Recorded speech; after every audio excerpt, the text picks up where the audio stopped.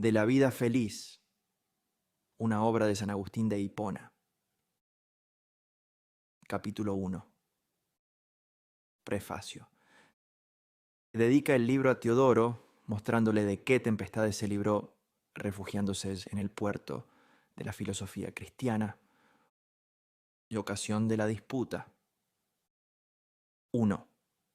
Si al puerto de la filosofía, desde el cual se adentra ya en la región y tierra firme de la vida dichosa, oh ilustre y magnánimo Teodoro, se lograra arribar por un procedimiento dialéctico de la razón y el esfuerzo de la voluntad, no sé si será temerario afirmar que llegarían bastantes menos hombres a él, con ser poquísimos los que ahora, como vemos, alcanzan esta meta. Pues porque a este mundo nos ha arrojado como precipitadamente y por diversas partes, cual a proceloso mar, Dios o la naturaleza, o la necesidad o nuestra voluntad, o la combinación de la parcial o total de todas estas causas, problema este muy intrincado, cuya solución tú mismo has emprendido. ¿Cuántos sabrían a dónde debe dirigirse cada cual, o por dónde han de volver, si de cuando en cuando alguna tempestad que a los insensatos paréceles revés, contra toda voluntad y corriente, en medio de su ignorancia y extravío, no los arrojase en la playa por la que tanto anhelan? 2. Pues paréceme que se distinguen en 3 clases los hombres que, como navegantes, pueden acogerse a la filosofía. La primera es de los que, en llegando a la edad de la lucidez racional, con un pequeño esfuerzo y leve ayuda de los remos, cambian ruta de cerca y se refugian en aquel apacible puerto, donde para los demás ciudadanos que puedan, levantan la espléndida bandera de alguna obra suya, para que, advertidos por ella, busquen el mismo refugio. La segunda clase, opuesta a la anterior, comprende a los que, engañados por la halagüeña bonanza, se internaron en alta mar, atreviéndose a peregrinar lejos de su patria con frecuente olvido de la misma. Si a estos, no sé por qué secreto e inefable misterio, les da viento en popa, y tomándolo por favorable se sumergen en los más hondos abismos de la miseria engreídos y gozosos, porque por todas partes les sonríe la pérfida serenidad de los deleites y honores, qué gracia más favorable se puede desear para ellos que algún revés y contrariedad en aquellas cosas, para que, arrojados por ellas, busquen la evasión. Y si esto es poco, reviente una fiera tempestad, soplen vientos contrarios, que los vuelvan, aun con dolor y gemidos, a los gozos sólidos y seguros. Pero algunos de esta clase, por no haberse alejado mucho, no necesitan golpes tan fuertes para el retorno. Tales son los que, por las trágicas vicisitudes de la fortuna o por las torturas y ansiedades de los vanos negocios, instigados por el ocio mismo, se han visto constreñidos a refugiarse en la lectura de algunos libros muy doctos y sabios, y al contacto con ellos se ha despertado su espíritu como en un puerto, de donde no les arrancará ningún halago y promesa del mar risueño.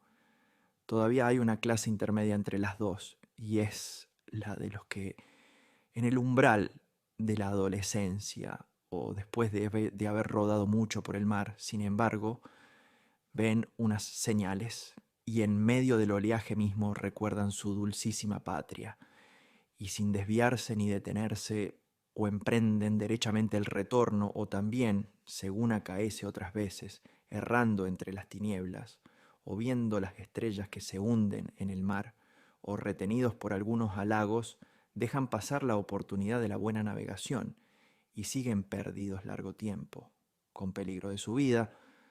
Frecuentemente a estos los vuelve a la suspiradísima y tranquila patria alguna calamidad o borrasca que desbarata sus planes. 3.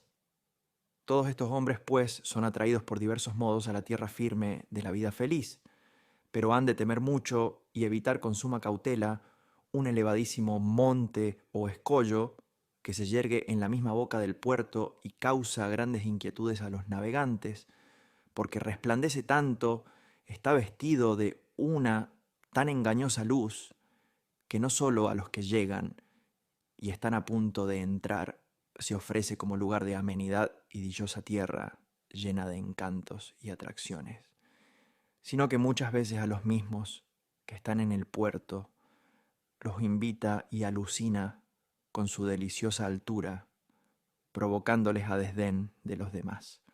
Pero estos frecuentemente hacen señales a los navegantes para que no se engañen, ni den en la oculta trampa, ni crean en la facilidad de la subida a la cima, y con suma benevolencia indican por dónde deben entrar sin peligro a causa de la proximidad de aquella tierra. Así, mirando con torvos ojos la vanísima gloria, enseñan el lugar del refugio seguro. Pues, ¿qué otro monte han de evitar y temer los que aspiran o entran en la filosofía sino el orgulloso afán de vanagloria? Porque es interiormente tan hueco y vacío que a los hinchados que se arriesgan a caminar sobre él, abriéndose el suelo, los traga y absorbe, sumergiéndoles en unas tinieblas profundas, después de arrebatarles la espléndida mansión que ya tocaban con la mano. Cuarto. Siendo pues esto así, recibe, amigo Teodoro, pues para lo que deseo, a ti solo miro y te considero aptísimo para estas cosas.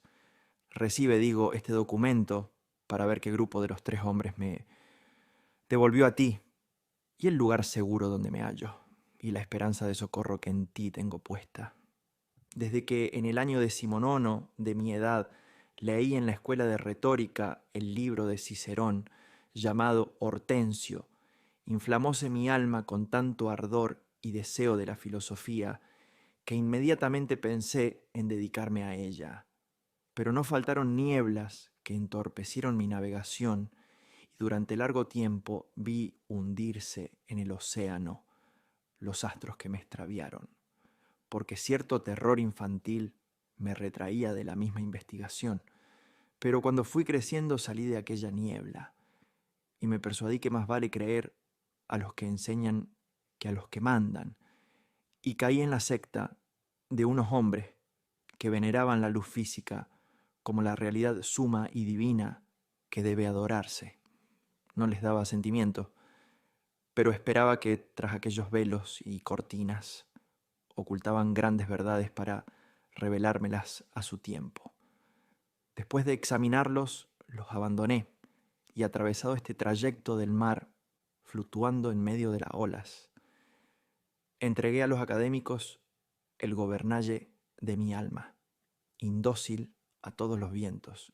Luego vine a este país y hallé el norte que me guiara, porque conocí por los frecuentes sermones de nuestro sacerdote y por algunas conversaciones contigo que cuando se pretende concebir a Dios, debe rechazarse toda imagen corporal.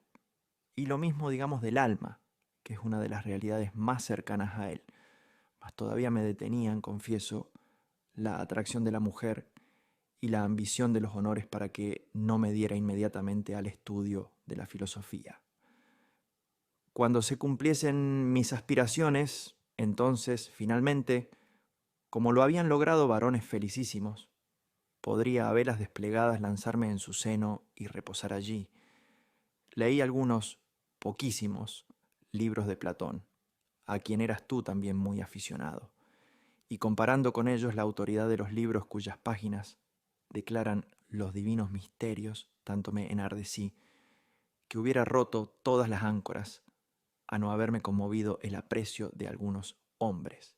¿Qué me faltaba ya para sacudir mi indolencia y tardanza a causa de cosas superfluas, sino que me favoreciese una borrasca, contraria según mi opinión? Así me sobrevino un agudísimo dolor de pecho, y entonces, incapaz de soportar la carga de mi profesión, por la que navegaba hacia las sirenas, todo lo eché por la borda para dirigir mi nave quebrada y fija al puerto del suspirado reposo.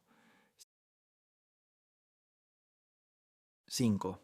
Ya ves, pues, en qué filosofía navego como en un puerto, pero es de tan vasta extensión y magnitud, aunque menos peligrosa, que no excluye absolutamente todo riesgo de error.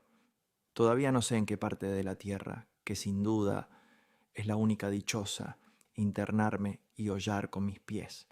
No piso a un terreno firme, pues fluctúo y vacilo en la cuestión del alma. Por lo cual te suplico por tu virtud, por tu benignidad, por el vínculo y comunicación de las almas, que me prestes la ayuda de tu mano. Quiero decirte que me ames para que yo a mi vez te corresponda con el mismo afecto, pues si lo consigo, creo que fácilmente alcanzaré la vida feliz en que tú te hallas, según presumo, por lo cual he querido escribirte y ofrecerte las primicias de mis disertaciones, por parecerme más religiosas y dignas de tu nombre, a fin de que conozcas mis ocupaciones y cómo recojo en este puerto a todos mis amigos, y por aquí veas el estado de mi ánimo, pues no hallo otro medio para dártelo a conocer. Ofrenda es esta muy adecuada ciertamente, pues acerca de la vida hemos disputado los dos, y no hallo otra cosa que más justamente merezca llamarse dádiva divina. No me amedrenta tu elocuencia, pues el amor de una cosa ahuyenta todo temor, y menos temo la grandeza de tu fortuna, porque aunque grande, es en ti propicia y acoge favorablemente a los que domina. Pon ahora los ojos en el presente que te ofrezco. 6. El 13 de noviembre era el día de mi natalicio, y después de una frugal comida, que no era para cortar las alas de ningún genio, a cuantos no solo aquel día, sino siempre son comensales, los reuní en la sala de los baños, lugar secreto y adecuado para este tiempo. Estaban allí, y no me avergilenzo de mencionarlos por sus nombres, en primer lugar mi madre, a cuyos méritos debo lo que soy, Navigio, mi hermano, Trigesio y Licencio, ciudadanos y discípulos míos. No quise que faltasen mis primos hermanos Lastidiano y Rústico, si bien no habían pasado por la escuela de gramática, mas para lo que intentábamos, creí que su mismo sentido común podía prestarnos ayuda. También se hallaba presente el más pequeño en edad, pero cuyo ingenio, si no me engaño, promete mucho. A Deodato, mi hijo. Estando atentos todos, comencé a hablar así. Capítulo 2. La discusión del primer día sobre los siguientes temas. Constamos de cuerpo y alma. El alimento del cuerpo y del alma no es dichoso el que no tiene lo que quiere, ni el que tiene cuanto desea. ¿Quién posee a Dios? El escéptico no puede ser feliz ni sabio. 7. ¿Os parece cosa evidente que nosotros constamos de cuerpo y alma? Asintieron todos menos Navigio, quien confesó su ignorancia en este punto. Yo le dije, ¿no sabes absolutamente nada, nada? ¿O aún esto mismo ha de ponerse entre las cosas que ignoras? No creo que mi ignorancia sea absoluta, dijo él. ¿Puedes indicarme, pues, alguna cosa sabida? Le pregunté yo. Ciertamente, respondió. Si no te molesta, dila. ¿Sabes a lo menos si vives? Le pregunté al verlo titubeando. Lo sé. Luego sabes que tienes vida, pues nadie puede vivir sin vida. Hasta ese punto ya llega mi ciencia. Sabes que tienes cuerpo, asintió a la pregunta. Luego, ya sabes que constas de cuerpo y vida. Sí, pero si hay algo más, no lo sé. No dudas, pues, de que tienes estas dos cosas, cuerpo y alma, y andas incierto sobre si hay algo más, para complemento y perfección del hombre. Así es. Dejemos para mejor ocasión el indagar eso, si podemos, pues ya confesamos que el cuerpo y el alma son partes que componen al hombre. Ahora os pregunto a todos para cuál de ellas buscamos los alimentos, Para el cuerpo. respondió Licencio. Los demás dudaban y altercaban entre sí corno. Podía ser necesario el alimento por razón del cuerpo, cuando lo apetecíamos para la vida, y la vida es cosa del alma. intervine yo diciendo, ¿os parece que el alimento se relaciona con aquella parte que crece y se desarrolla en nosotros? Asintieron todos menos Trigesio, el cual objetó. ¿Por qué entonces yo no he crecido en proporción del apetito que tengo? Todos los cuerpos, le dije, tienen su límite en la naturaleza y no pueden salirse de su medida, pero esta medida sería menor si le faltasen los alimentos, cosa que advertimos fácilmente en los animales, pues sin comer reducen su volumen y corpulencia todos ellos, Enflaquecen, no decrecen. observó Licencio. Me basta para lo que yo intento, pues aquí discutimos si el alimento pertenece al cuerpo, y no hay duda de ello, porque suprimiéndolo se adelgaza. Todos se arrimaron a este parecer. 8. ¿Y del alma? ¿Qué me decís? Les pregunté. ¿No tendrá sus alimentos? ¿No os parece que la ciencia es su manjar? Ciertamente, Dijo la madre. pues de ninguna otra cosa creo se alimente el alma, sino del conocimiento y ciencia de las cosas. Mostrándose dudoso Trigesio de esta sentencia, le dijo ella, Pues ¿no has indicado tú mismo hoy cómo y de dónde se nutre el alma? Porque al poco rato de estar comiendo, dijiste que no has reparado en el vaso que usábamos por estar pensando y distraído en no sé qué cosas, y, sin embargo, no dabas paz a la mano y a la boca. ¿Dónde estaba entonces tu ánimo, que comía sin atender? Créeme que aún entonces el alma se apacienta de los manjares propios, es decir, de sus imaginaciones y pensamientos, afanosa de percibir algo. provocóse una reyerta con estas palabras, y yo les dije, no me otorgáis que las almas de los hombres muy sabios y doctos son en su género más ricas y vastas que las de los ignorantes, Cosa manifiesta es guión. respondieron unánimes. Con razón decimos, pues, que las almas de los ignorantes, horros de las disciplinas y de las buenas letras, están como ayunas y famélicas, Yo creo repuso Trigesio. que sus almas están atiborradas, pero de vicios y perversidad. Eso mismo, le dije, no dudes, es cierta esterilidad y hambre de las almas. Pues como los cuerpos faltos de alimentos se ponen muchas veces enfermos y ulcerosos, consecuencias del hambre, así las almas de aquellos están llenas de enfermedades delatoras de sus ayunos, porque a la misma nequicia o maldad la llamaron los antiguos madre de todos los vicios, porque nada es, y se llama frugalidad la virtud contraria a tal vicio, así como esa palabra se deriva de fruge, esto es, de fruto, para significar cierta fecundidad espiritual. Aquella otra, nequitia, viene de la esterilidad, de la nada, porque la nada es aquello que fluye, que se disuelve, que se licua, y siempre perece y se pierde. Por eso a tales hombres llamamos también perdidos, en cambio, es algo cuando permanece, cuando se mantiene firme, cuando siempre es lo que es, como la virtud, cuya parte principal y nobilísima es la frugalidad y templanza. Pero si lo dicho os parece obscuro de comprender, ciertamente me concederéis que si los ignorantes tienen llenas sus almas, lo mismo para los cuerpos que para las almas, hay dos géneros de alimentos, unos saludables y provechosos y otros mortales y nocivos.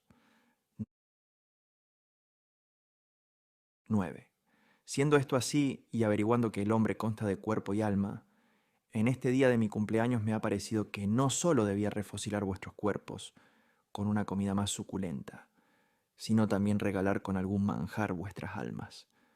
Cuál sea este manjar, si no falta el apetito, ya os lo diré, porque es inútil y tiempo perdido empeñarse en alimentar a los inapetentes y hartos, y hay que dar filos al apetito para desear con más gusto las viandas del espíritu que las del cuerpo, lo cual se logra teniendo sanos los ánimos, porque los enfermos, lo mismo que ocurre en cuanto al cuerpo, rechazan y desprecian los alimentos.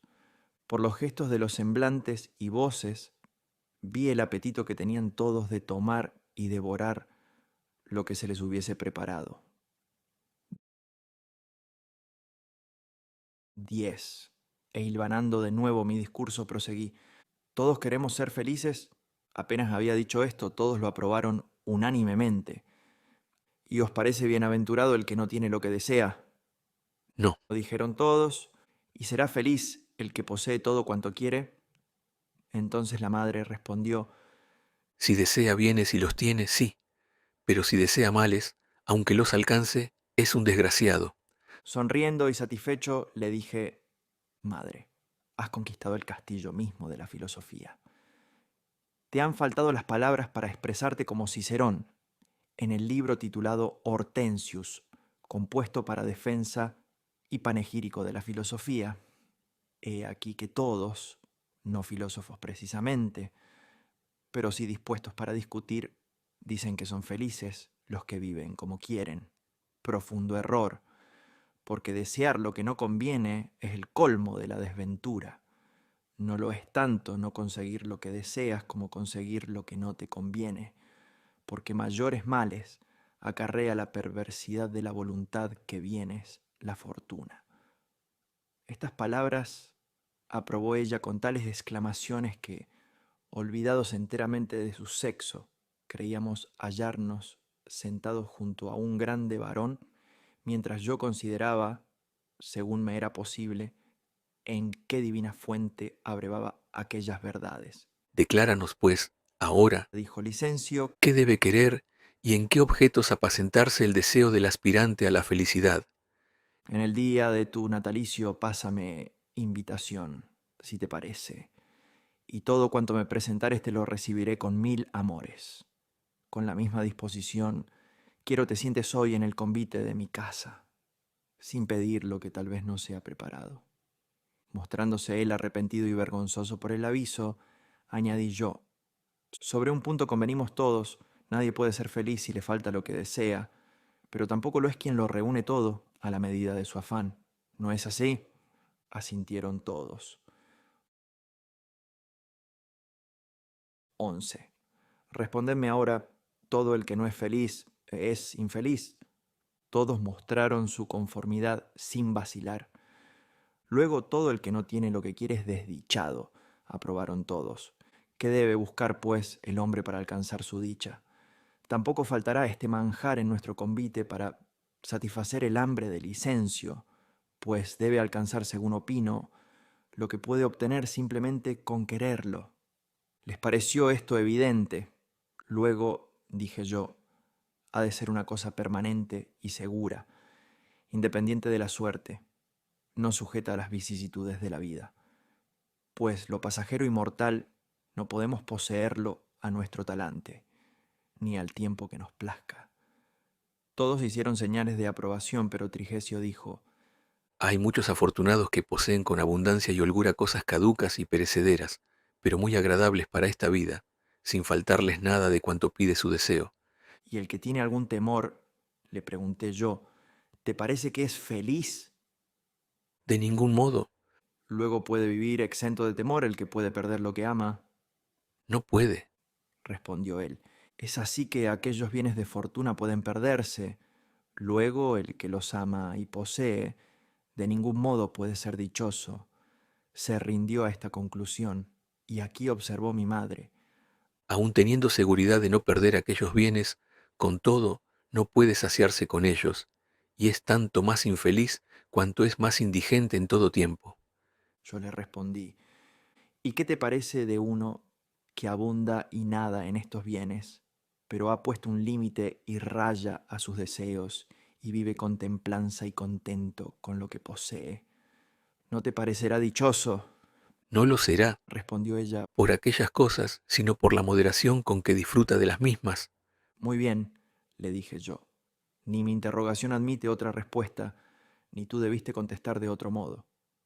Concluyamos, pues, que quien desea ser feliz debe procurarse bienes permanentes, que no le puedan ser arrebatados por ningún revés de la fortuna, Ya hace rato que estamos en posesión de esa verdad. dijo Trigesio. Dios os parece eterno y siempre permanente, Tan cierto es eso, observó Licencio. que no merece ni preguntarse. Los otros, con piadosa devoción, estuvieron de acuerdo. Luego es feliz el que posee a Dios. 12. Gozosamente admitieron todos la idea última.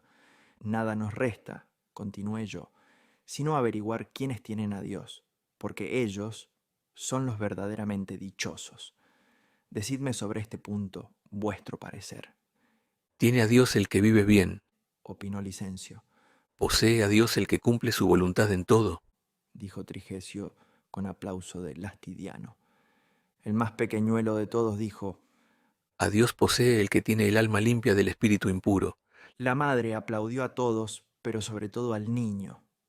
Navigio callaba y, preguntándole yo qué opinaba, respondió que le placía la respuesta de Adeodato. Me pareció también oportuno preguntar a Rústico sobre su modo de pensar en tan grave materia, porque callaba más bien por rubor que por deliberación, y mostró su conformidad con Trigesio. 13. Entonces dije yo: conozco ya vuestro pensamiento en esta materia tan grave, fuera de la cual ni conviene buscar ni se puede hallar cosa alguna, si ahora proseguimos en profundizarla con mucha calma y sinceridad como hemos comenzado.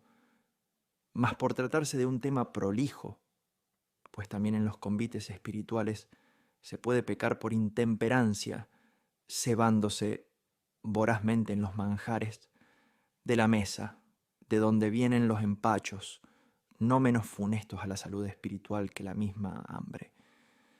Dejaremos esta cuestión para mañana si os place, y así traeremos a ella un nuevo apetito. Ahora deseo que saboreéis una golosina que tengo a bien ofreceros yo, como anfitrión de este convite. Y si no me engaño, es como los postres que se suelen presentar al final, porque está compuesta y sazonada con miel, digámoslo así, escolástica. Oyendo esto, aguzóse la curiosidad de todos como ante un nuevo plato, y me obligaron a manifestarles qué era. ¿Qué ha de ser?, les dije yo, sino que toda nuestra contienda con los académicos está rematada. Al oír este nombre, los tres, a quienes era conocido el argumento sobre los académicos, se irguieron alegremente y, como extendiendo y ayudando con las manos al anfitrión, con las mejores palabras, hacíanse lenguas en ponderar el regalo y suavidad del postre prometido. 14. Les expliqué entonces el argumento de este modo: ese uno es cosa manifiesta, que no es dichoso aquel a quien falta lo que desea, según ya se demostró, y nadie busca lo que no quiere hallar, y ellos van siempre en pos de la verdad. Es cierto, pues, que quieren poseerla, que aspiran al hallazgo de la misma. Es así que no la hallan. Luego fracasan todos sus conatos y aspiraciones.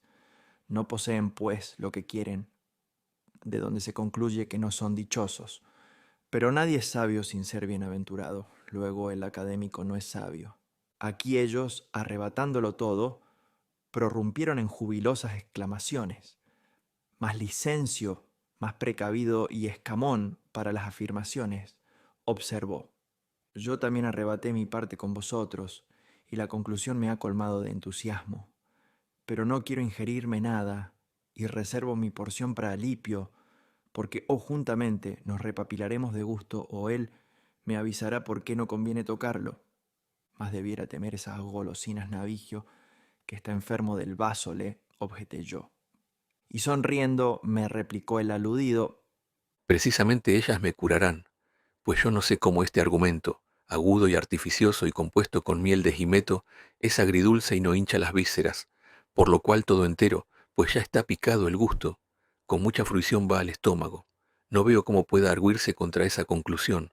No es posible una réplica, arguyó Trigesio. por lo cual me alegro de haber mantenido siempre mi ojeriza contra los académicos, pues no sé por qué instinto natural o, por mejor decir, divino impulso, aun sin saber refutarlos, siempre los miré con hostilidad. 15, Yo dijo Licencio. todavía no deserto de ellos. Luego, ¿tú disientes de nosotros? Le dijo Trigesio. Tal vez vosotros Le replicó él: disentís de Alipio. no dudo yo de que, si se hallase presente Alipio, se rendiría a este sencillo argumento, repuse yo, pues él no admitiría ninguno de estos absurdos, o que sea dichoso el que carece de un bien tan estimable del espíritu, en cuya busca corre tan afanosamente, o que los académicos no quieren hallar la verdad, o que el infeliz sea sabio, porque con estos tres ingredientes, como con miel, harina y almendra, está confeccionado el postre que tú no quieres catar. Pero cedería él tan pronto a esta golosina pueril, dejando el copioso raudal del sistema académico, que con su inundación cubriría o arrastraría estos escorzos del raciocinio. Como si nosotros, le repliqué yo, buscásemos disertaciones largas, sobre todo contra Alipio, porque él seguramente argiliría de su mismo cuerpo que estos argumentos breves son vigorosos y eficaces. Pero, a fin de cuentas, tú que vacilas suspendido por la autoridad de un ausente, ¿cuál de las tres partes no apruebas? ¿Que no es dichoso el que no tiene lo que quiere? ¿O no admites que los académicos quisieran hallar la verdad, que es el ideal de su búsqueda? ¿O tienes al sabio por un infeliz? Dichoso es absolutamente el que no tiene lo que quiere. Dijo sonriéndose forzadamente. Al mandar yo que se tomase nota, dijo. No he dicho eso. Insistí en que se tomase en cuenta, y él confesó que lo había dicho, pues yo había dispuesto que no se pronunciase palabra que no constara por escrito. Así lo mantenía embridado entre el pudor y la firmeza. 16. Y mientras yo, como chanceando, lo provocaba a que tomase para gustar esta porción suya, advertí que los demás, como ignorantes, pero ávidos de saber lo que tan jovialmente se trataba entre nosotros, nos miraban sin reírse, y me hicieron el efecto, como ocurre muchas veces en los convites, de los que, por hallarse entre convidados muy golosos y voraces, se abstienen de tomar parte por un sentimiento de dignidad y de mesura. Y pues yo los había convidado actuando de magnánimo y generoso invitador de aquel banquete, no pude aguantar y me impresionó aquella desigualdad y discrepancia de la mesa. Sonreía la madre. Y ella, libérrimamente, como mandando sacar de su despensa lo que se echaba de menos, dijo, Dinos, pues, manifiéstanos, ¿quiénes son esos académicos y qué es lo que quieren? y habiéndole expuesto con brevedad y lucidez lo que eran, para que nadie lo ignorase, concluyó ella, Bah, esos hombres son los caducarios. nombre vulgar para designar a los que ha estropeado la epilepsia, y al punto se levantó para retirarse, y todos, satisfechos y joviales, nos retiramos también, poniendo fin a nuestra discusión. Capítulo 3.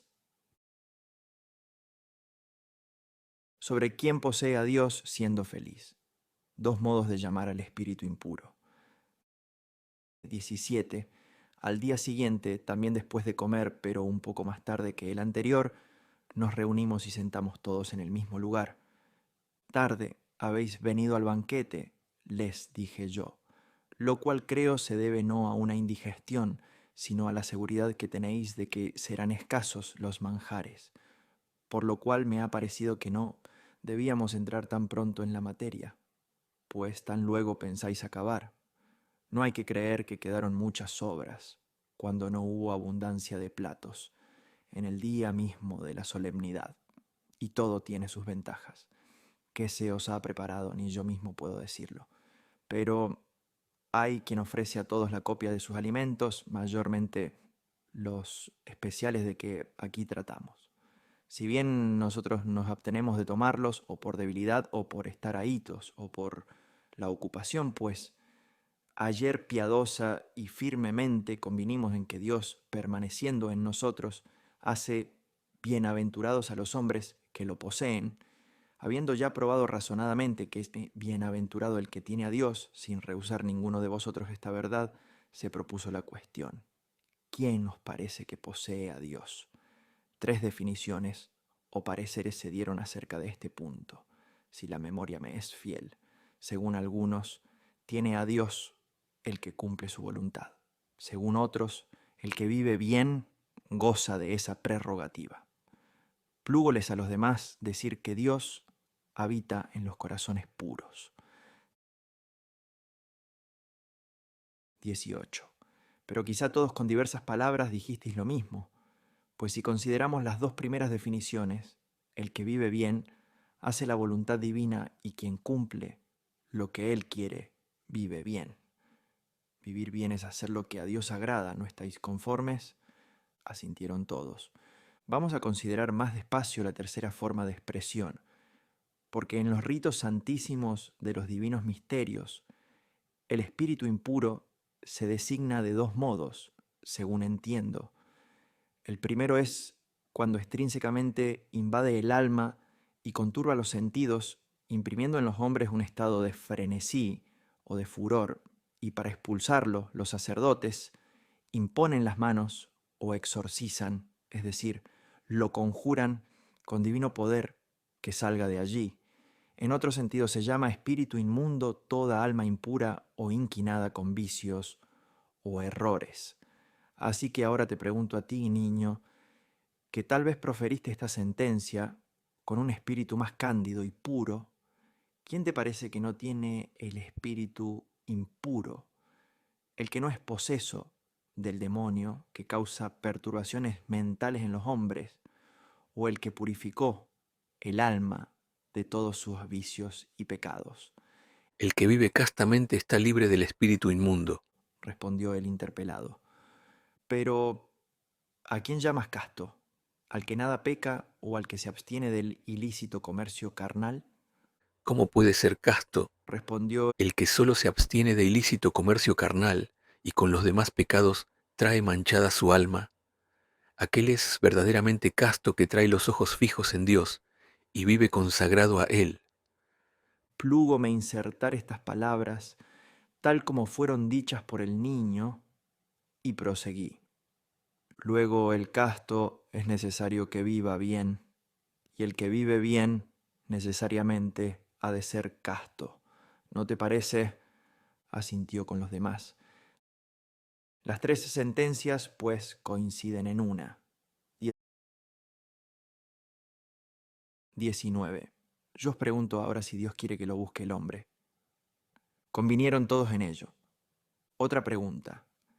¿El que busca a Dios hace una vida contraria a la virtud? De ningún modo. Respondieron. Tercera pregunta. ¿El espíritu inmundo puede buscar a Dios? Contestaron negativamente todos, menos Navigio, que al fin hizo coro con ellos. Sí, pues, el que busca a Dios cumple su voluntad, y vive bien, y carece del espíritu inmundo. Y por otra parte, el que busca a Dios no lo posee todavía. Luego, ni todo el que vive bien cumple su voluntad, ni el que carece del espíritu impuro ha de decirse que posee a Dios. Aquí, ante la sorpresa de una consecuencia deducida de sus mismas concesiones, riéronse todos, y la madre, la cual, por estar desatenta, me rogó le explicará y desarrollará lo que se hallaba envuelto en la conclusión. Después que le complací, dijo: Nadie puede llegar a Dios sin buscarlo. muy bien, le dije yo, pero el que busca no posee a Dios, aún viviendo bien. Luego no todo el que vive bien posee a Dios. A mí me parece que a Dios nadie lo posee, sino que, cuando se vive bien, Él es propicio, cuando mal, es adverso, replicó ella. Entonces se derrumba nuestra definición de ayer cuando convinimos que ser bienaventurado es poseer a Dios, porque todo hombre tiene a Dios y no por eso es dichoso, Añade que lo tiene propicio. insistió ella. 20. Convenimos pues en esto a lo menos, es bienaventurado el que a Dios tiene favorable, Quisiera dar mi asentimiento, dijo Navigio, pero temo al que todavía busca, sobre todo para que no concluyas que es bienaventurado el académico, al que ayer, con un vocablo vulgar muy expresivo, lo definimos como un epiléptico, porque no puedo creer que Dios sea adverso al que le busca. Y si decir esto es una injusticia, luego le será propicio, y el que tiene a Dios propicio es bienaventurado. Será pues feliz el que le busca, pero el que busca no tiene lo que busca, y resultará feliz el que no tiene lo que quiere, lo cual ayer nos parecía un absurdo, y por eso creímos que todas las tinieblas de los académicos estaban desvanecidas. Y con esto, Licencio triunfará de nosotros, y como prudente médico, me amonestará que aquellos dulces que, contraviniendo a mi régimen sanitario, tomé, exigen de mí este castigo. 21. Hasta la madre se rió a estas palabras y Trigesio apuntó. Yo no concedo tan pronto que Dios es adverso al que no es propicio, y sospecho que debe haber aquí un término medio.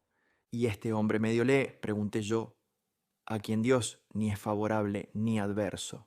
¿Concedes que tiene a Dios de algún modo? Dudando él, intervino la madre. Una cosa es tener a Dios y otra no estar sin Dios. ¿Y qué es mejor, tener a Dios o no estar sin él? Yo concibo así la cosa. Dijo ella. El que vive bien, a Dios tiene propicio. El que vive mal, tiene a Dios enemistado.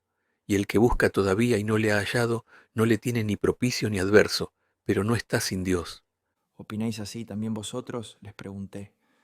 El mismo parecer tenemos. Respondieron, decidme ahora, ¿no os parece que Dios mira propicio al hombre a quien favorece?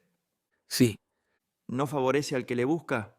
ciertamente. Fue la respuesta general. Tiene pues a Dios propicio el que le busca, y todo el que tiene propicio a Dios es bienaventurado. Luego el buscador de Dios es también feliz.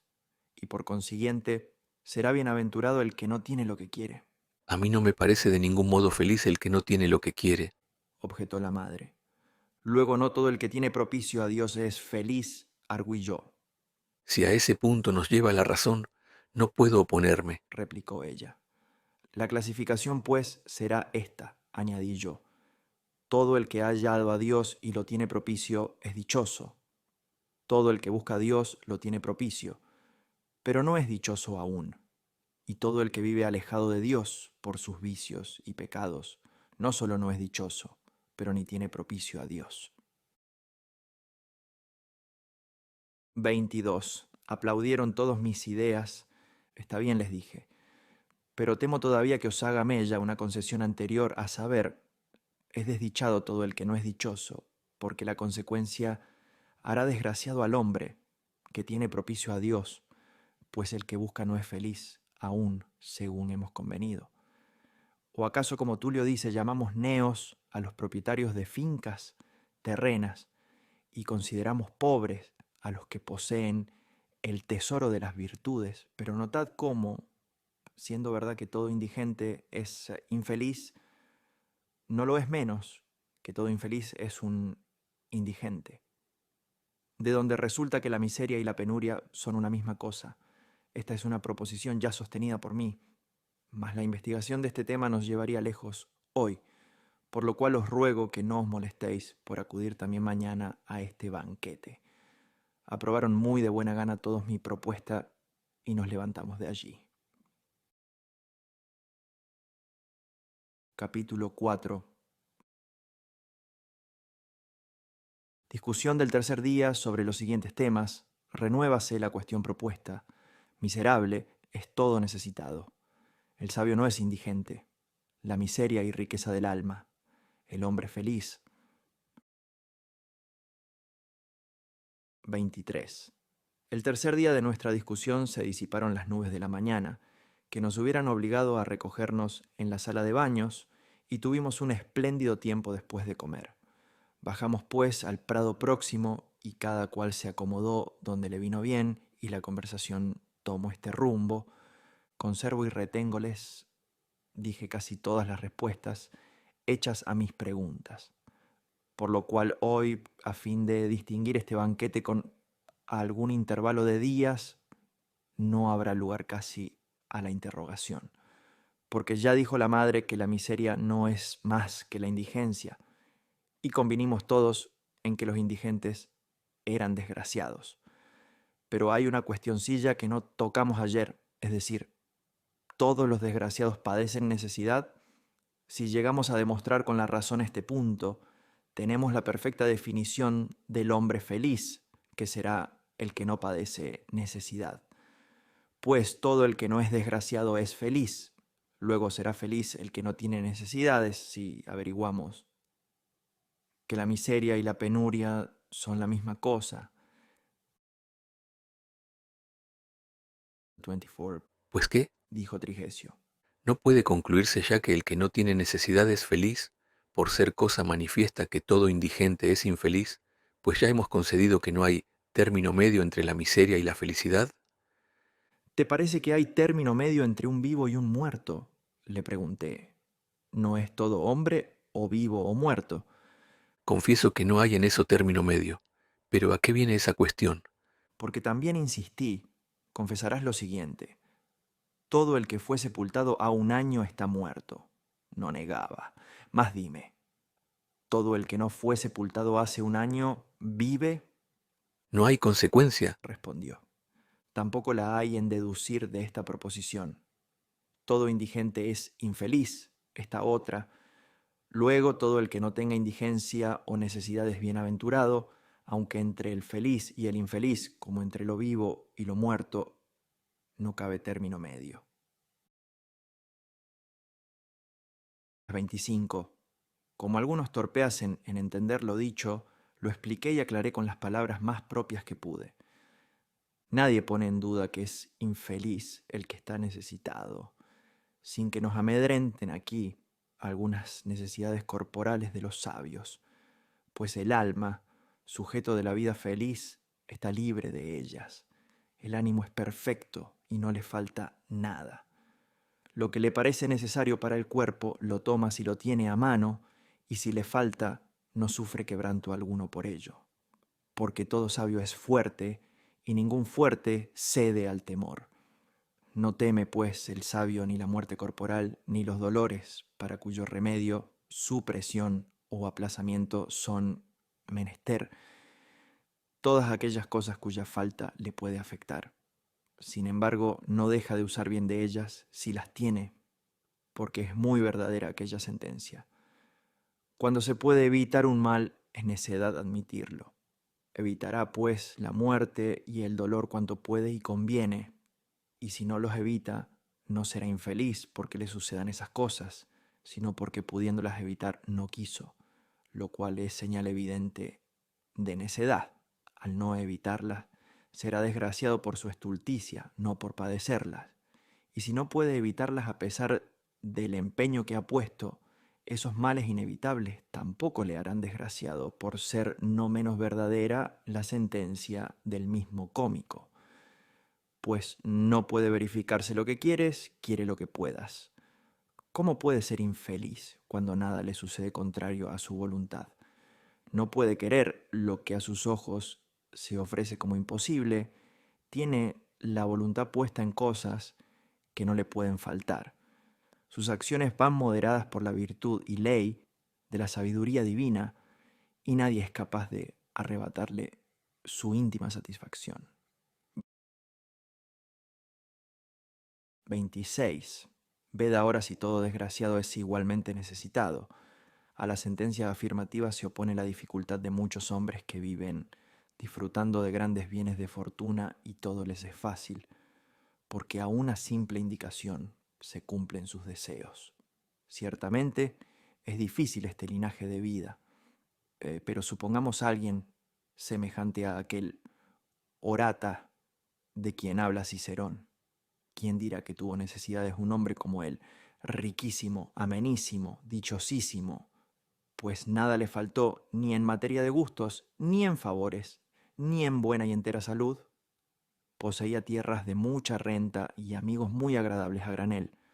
De todos usó convenientemente para la salud del cuerpo, y para decirlo con brevedad, salió prósperamente de todas las empresas y deseos. Me diréis tal vez que acaso deseó más de lo que poseía, no lo sabemos, pero basta a nuestro propósito saber que no apeteció más de lo que tuvo. ¿Os parece un hombre necesitado? Aun suponiendo que no tuviese ninguna necesidad, Respondió Licencio. cosa que no se comprende en el que no es sabio, sin duda temía, por ser hombre de buen ingenio, como se dice, que todo aquello le fuese arrebatado con algún vuelco de la fortuna. Poco ingenio se necesita para comprender que todos aquellos bienes estaban sometidos a los vaivenes de la suerte, Entonces resulta, licencióle, dije yo, sonriendo, que a este hombre afortunadísimo su buen ingenio le estorbó a ser feliz, pues cuanto más agudo era, mejor comprendía la caducidad de sus bienes, y le perturbaba el miedo y confirmaba él dicho vulgar: al hombre inseguro de todo, su mismo mal lo hace cuerdo. Y 27. Riéronse todos aquí y yo proseguí. Estudiemos más a fondo esta cuestión, porque ese hombre era presa de un temor, pero no de una necesidad, y de esto se trata. La necesidad consiste en no tener, no en el temor de perder lo que se tiene. Luego, no todo desgraciado es indigente. Dieron su aprobación a mi dicho, aun aquella cuya sentencia defendía yo, pero un poco indecisa dijo: Con todo, no entiendo cómo puede separarse de la indigencia la miseria, o viceversa, porque aun ese que era rico y, como decís, no deseaba más, no obstante, por ser esclavo del temor de perderlo todo, necesitaba la sabiduría. Le llamaríamos, pues, indigente si le faltase plata o dinero, y carece de sabiduría, y no le tenemos por tal. Todos prorrumpieron aquí en exclamaciones y admiraciones. Yo también daba riendas a mi gozo y satisfacción, por recoger de los labios de mi madre una grande verdad que, espigada en los libros de los filósofos, la reservaba yo como una sorpresa para agasajo final. veisles, dije yo, la diferencia que hay entre esos sabios que se nutren de muchos y diversos conocimientos y un alma enteramente consagrada a Dios, pues, ¿de dónde proceden estas respuestas que admiramos sino de aquella fuente? Aquí Licencio exclamó festivo: Ciertamente nada pudo decirse ni más verdadero ni más divino, porque la máxima y más deplorable indigencia es carecer de la sabiduría, y el que la posee todo lo tiene. 28. Luego la miseria del alma, continué yo, es la estulticia, contraria a la sabiduría como la muerte a la vida, como la vida feliz a la infeliz, pues no hay término medio entre las dos. Así como todo hombre no feliz es infeliz y todo hombre no muerto vive, así todo hombre no necio es sabio.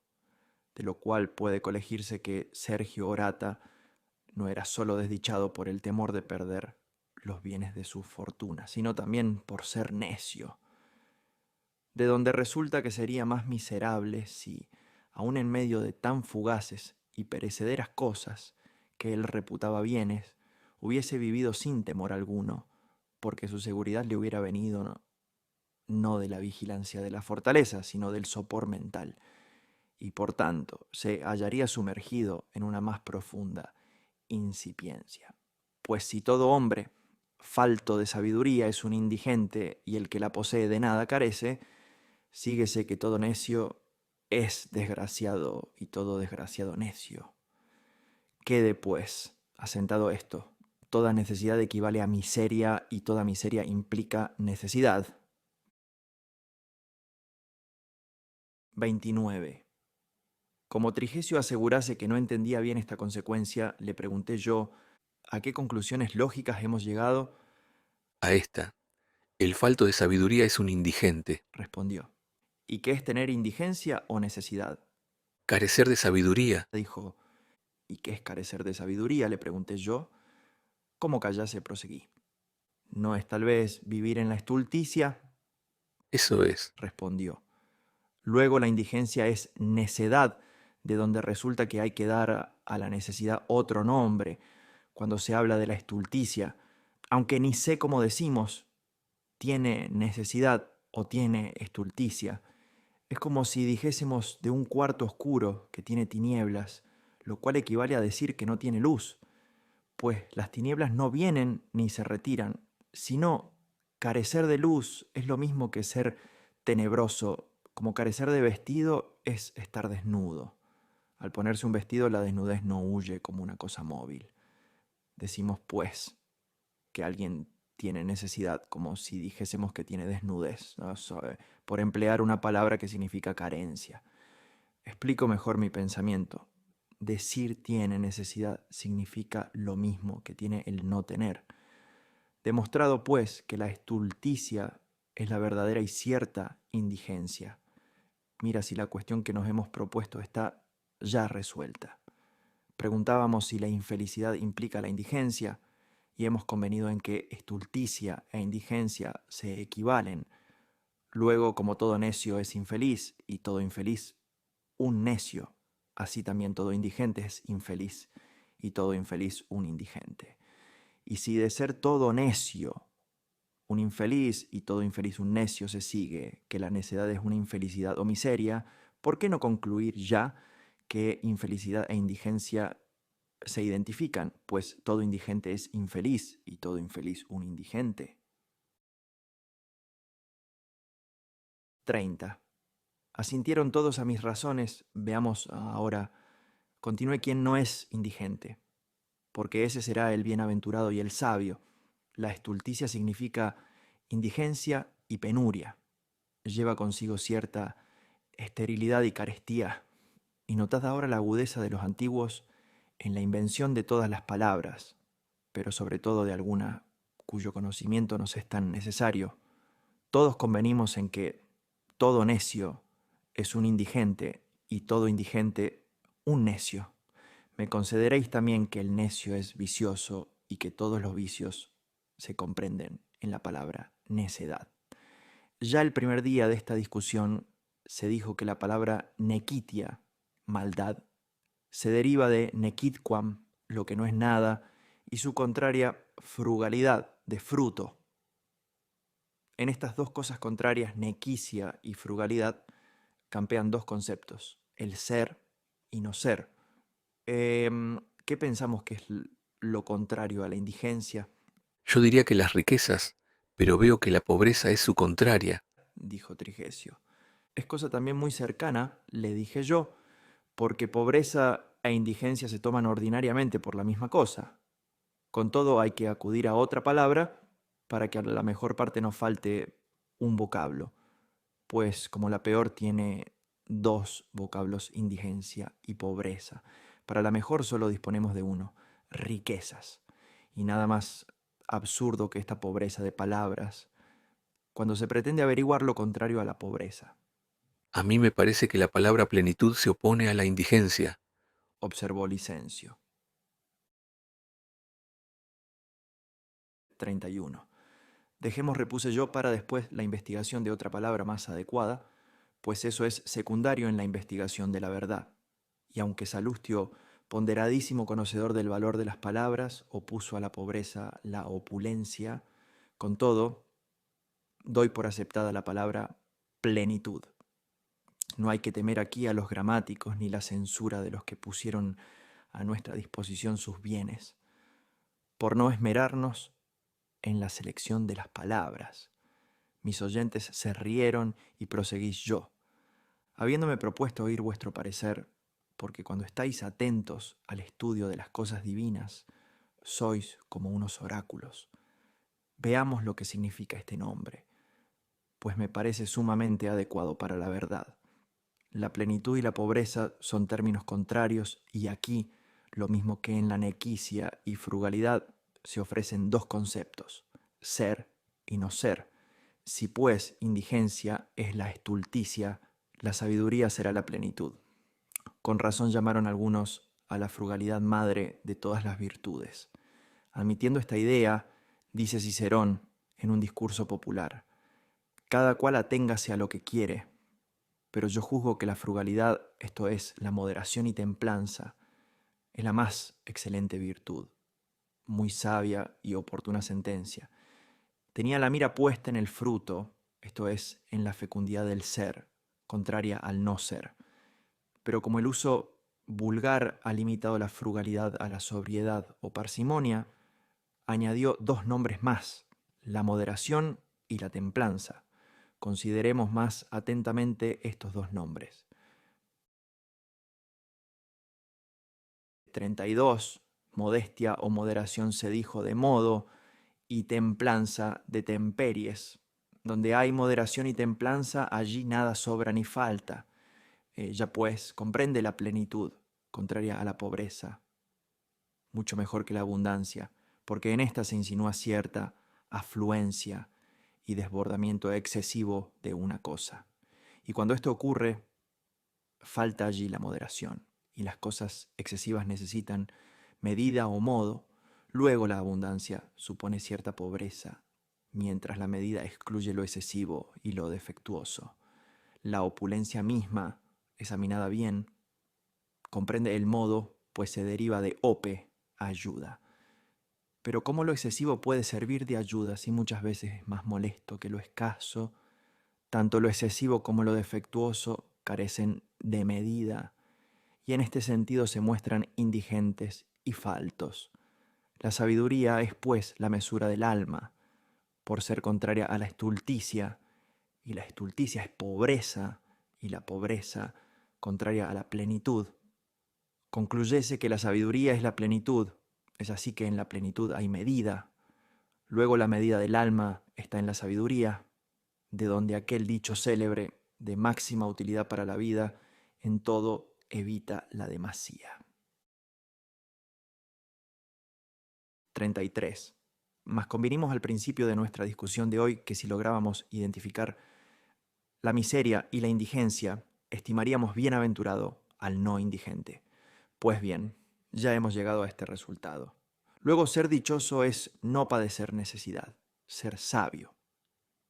Y si me preguntáis qué es la sabiduría, concepto a cuya exploración y examen se consagra la razón, según puede ahora, os diré que es la moderación del ánimo, por la que conserva un equilibrio sin derramarse demasiado ni encogerse más de lo que pide la plenitud, y se derrama en demasía por la lujuria, la ambición, la soberbia y otras pasiones del mismo género, con que los hombres intemperantes y desventurados buscan para sí deleites y poderío, y se coarta con la avaricia, el miedo, la tristeza, la codicia y otras afecciones, sean cuales fueren, y por ellas los hombres experimentan y confiesan su miseria. Mas cuando el alma, habiendo hallado la sabiduría, la hace objeto de su contemplación, cuando, para decirlo con palabras de este niño, se mantiene unida a ella, insensible a la seducción de las cosas vanas, no mira sus apariencias engañosas, cuyo peso y atracción suele apartar y derribar de Dios, entonces no teme la inmoderación, la indigencia y la desdicha. El hombre dichoso, pues, tiene su moderación o sabiduría. 34. Mas ¿cuál ha de ser la sabiduría digna de este nombre, sino la de Dios? Por divina autoridad sabemos que el Hijo de Dios es la sabiduría de Dios, y ciertamente es Dios el Hijo de Dios. Posee, pues, a Dios el hombre feliz, según estamos de acuerdo todos desde el primer día de este banquete. Pero, ¿qué es la sabiduría de Dios sino la verdad? Porque Él ha dicho, yo soy la verdad. Mas la verdad encierra una suprema medida de la que procede y a la que retorna enteramente. Y esta medida suma lo es por sí misma, no por ninguna cosa extrínseca. Y siendo perfecta y suma, es también verdadera medida. Y así como la verdad procede de la medida, así ésta se manifiesta en la verdad. Nunca hubo verdad sin medida, ni medida sin verdad. ¿Quién es el Hijo de Dios? Escrito está, la verdad. ¿Quién es el que no tiene Padre, sino la suma medida? Luego el que viniere a la suprema regla o medida por la verdad es el hombre feliz. Esto es poseer a Dios, esto es gozar de Dios. Las demás cosas, aunque estén en las manos de Dios, no lo poseen. 35. Mas cierto aviso que nos invita a pensar en Dios, a buscarlo, a desearlo sin tibieza, nos viene de la fuente misma de la verdad. Aquel sol escondido irradia esta claridad en nuestros ojos interiores.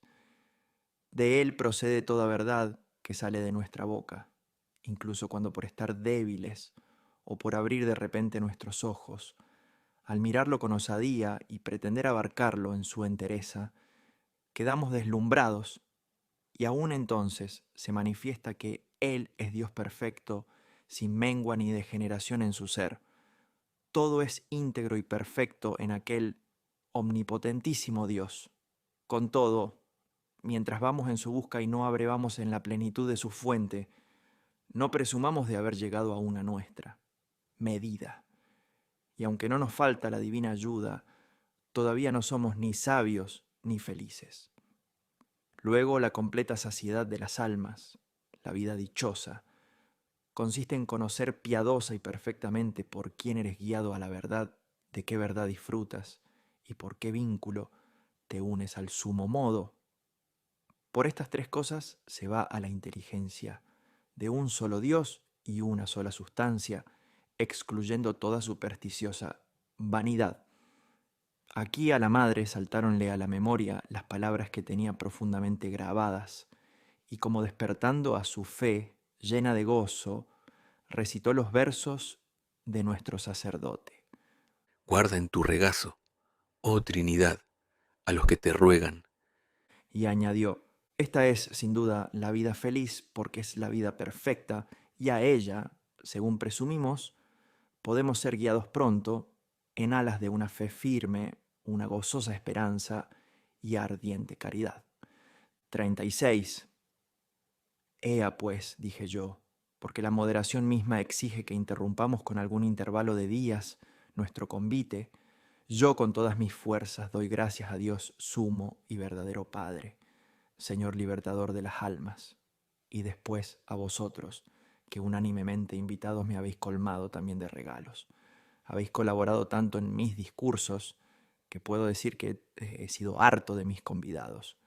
Todos estábamos gozosos y alabábamos al Señor, y Trigesio exclamó, ojalá que todos los días nos obsequies con convites como este. Y vosotros debéis guardar en todo, amar en todo la moderación. Le respondí, si queréis de veras que volvamos a Dios. Dicho esto, se terminó la discusión y nos retiramos.